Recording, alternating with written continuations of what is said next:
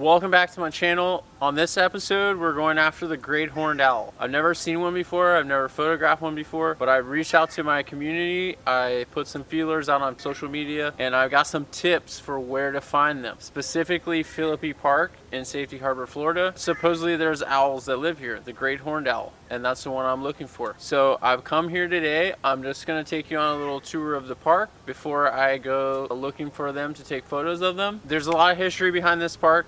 The Tocobega Indians used to live here.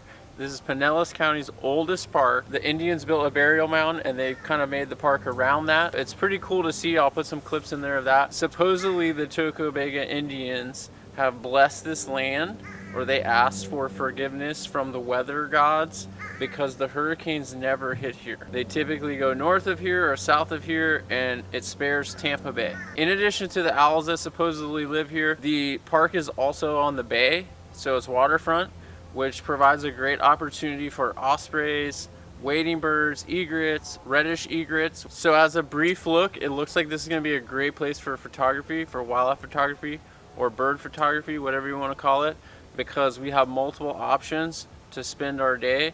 If I can't find the owls, I can always just go over here to the waterfront. We're gonna see what we get into today. Hopefully it's a great horned owl, because that's what I really want to find. This is the historic Indian temple mound. Obviously it has been updated with a pathway for, there's a lot of people that come here to walk and ride bikes and stuff like that.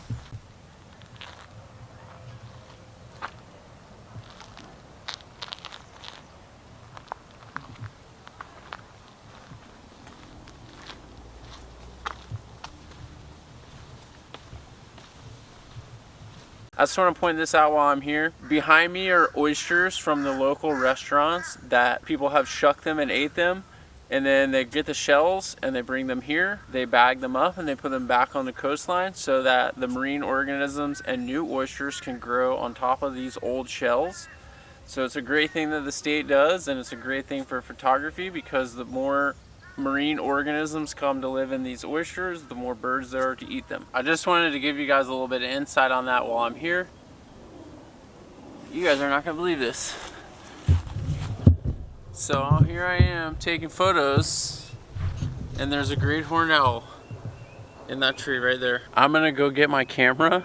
I'm gonna take some photos of him. It's still pretty sunny out, but I wanna make sure I get some photos of what I came here looking for. I guess by accident, I got lucky and I ended up in the right spot, so hopefully I can stay with them the rest of the day. I didn't even really have to look for them. I went and got my big lens, and I was on the way back around the corner and I saw the owl taking off to fly, and he flew into this oak hammock here somewhere, but I haven't seen him yet. So I was excited and now I'm disappointed. Tip number one is always have your camera, because you never know when you're gonna see an animal, especially an owl like this. I was looking for the owl, but I didn't expect to find him so quickly. I still haven't found the owl yet. I saw the owl fly into this tree here behind me from the other side, so I've came around this side to look, see if I could find him. And I just wanna show you guys this. I found this big, see that big hole in the tree right here?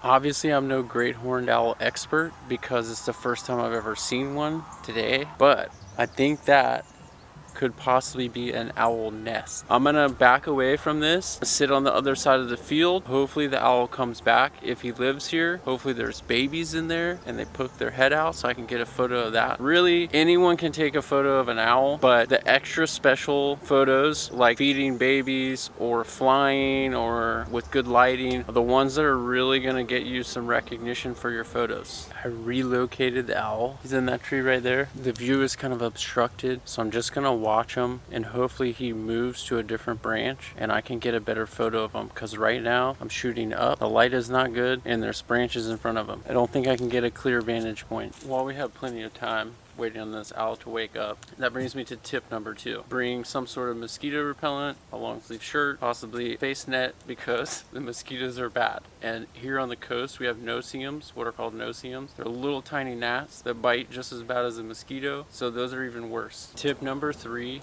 is, even though the owl's sitting still, I took some still photos of him, so I got those with a lower shutter speed. They're extremely sharp, they're great photos, but now that I'm just sitting here waiting for the owl to do something, something, I want to have my shutter speed at like 1 in 1600, so that if he moves or if he yawns, flaps his wings or something like that, I can get the photo. Because if I have my shutter speed too slow, then I'm gonna miss the really good photo of them doing something. And anytime an animal does something, it always makes for a better photo versus just sitting still on the branch. It's good practice when you're waiting. Keep the shutter speed a little bit higher, set the ISO and the aperture of what you want so that you're ready to take the photo.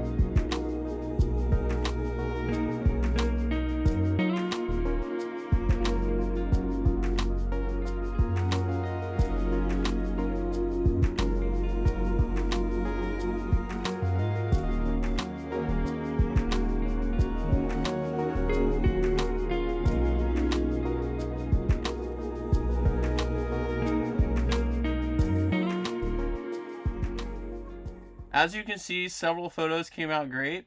I wanted to edit this one for you to show you how to remove this shadow off the owl's face and save the photo, because the face is the most important part. As far as settings, at ISO 640, aperture f4.5, and shutter speed 1250. The only thing we're going to do to the whole entire photo is add some noise reduction. We're going to put that at 30. When I first started doing photography, I thought that was cheating, but I think due to the high megapixels in a mirrorless camera, it just creates some noise. The next thing we're going to do is select the subject. We're going to subtract this branch up here because we don't want that. We're going to put the exposure at plus 40, a little bit of contrast, reduce the highlight a little bit, and we're going to use quite a bit of shadow adjustment.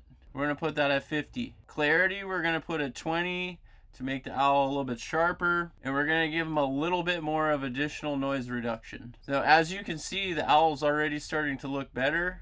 The next thing we're going to do is we're going to select the brush and we're going to highlight the owl's eyes. And then we're going to give him a tiny bit of exposure. Again, we're going to use the shadow slider and we're going to bring the shadows up to like 40. Then we're going to use temperature to increase the owl's yellowness in his eyes. We're not making the eyes yellow. They're already yellow. We're just going to increase that feature. And same thing with saturation. We're just going to saturate the eyes a little bit more so that they kind of stick out from the photo. And that's all we're going to do to it. As you can see, it looks much better than it did before. This was the photo before. This is what the owl looks like now. So the photo is saved. You could also crop this vertical and get a nice photo like this as well. My conclusion of Philippe Park is it's a beautiful waterfront park that offers lots of historic means, and also there's obviously great horned owls that live here, as you can see from the footage that I got. I also saw pileated woodpeckers, egrets, pelicans, ospreys. So it's a great place for photography. If you're visiting Safety Harbor for Philippe Park, don't forget to go to the town of Safety Harbor. It's very cool. You can grab some drinks there, stop by Barfly, the food's really good. They have a great atmosphere. I have no affiliation to them, but that's just one of the places I like to go. Let me know if you guys learned anything about the great horned owl or Philippe Park. Hit me with a comment, I love the feedback. Next week, I'm headed to Fort DeSoto Park. I'm gonna give you guys a tour of Fort DeSoto. Also, the mullet run is going on this time of year, and ospreys really love to eat mullet. So I'm gonna see if I can get a photo of one of them actively hunting or possibly carrying a mullet back to the nest. If you like this video and you wanna check out another one, I'll attach one right here where I photograph wild flamingos in the Canaveral National Seashore, and I'll also give you a tour of that park. Don't forget, subscribe and hit the bell notification so you get a notification every time a video comes out, and we'll see you over there.